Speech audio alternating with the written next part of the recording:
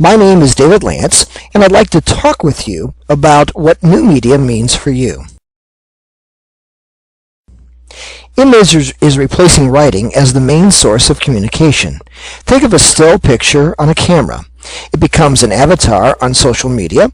It becomes a hotspot you click on to go to a website. The modality changes the application of the image. Think about how a book or a short story is written. The author conceives of a plot, creates characters from his or her imagination, and develops a storyline. A good writer will research the people, places, and events to provide convincing descriptions of the background setting of the story. Finally, the author introduces plot twists at key points in the story.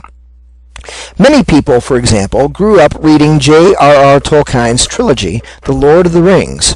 However, not until the movie, The Fellowship of the Ring, first appeared in 2001, did fans of the written word actually have a clear picture of the characters envisioned by Tolkien when he first finished the story in 1949.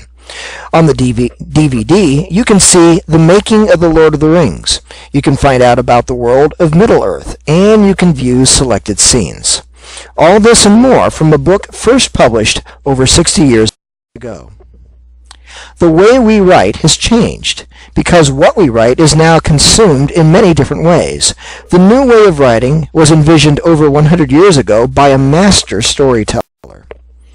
In 1882, Frank Stockton wrote a short story that has been used by several generations of English teachers to teach creative writing. The genius of Stockton's story, The Lady or the Tiger, is that he writes the introduction of a story but then engages the reader to help create its ending. The reader chooses the door our hero will select, the door from which the lady will emerge to comfort him, or the door from which the tiger will emerge to devour him.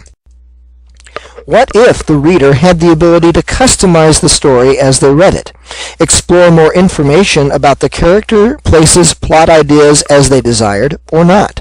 What if they could access audio or video clips to help them better visualize what they were reading, or not? What if the author planned ahead of time to allow the reader to customize their reading experience if they so chose?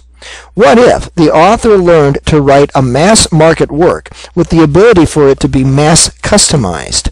In other words, what if the author planned to write for an audience of one? That's what new media allows us to do.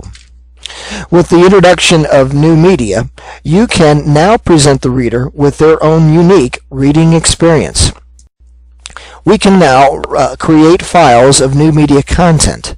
As the user chooses different scenarios, the computer selects the files that allows for role-playing. What is new media? New media is a mix between older cultural conventions for data representation, access, and manipulation. Image and video are being transformed to supplement and enhance the written word. Welcome to the brave new world of interactive media, where the reader is presented with their own unique reading experience, where you, the writer, must plan to write for an audience of one or have no audience at all. Let's explore what providing content in a multi-sensory world means.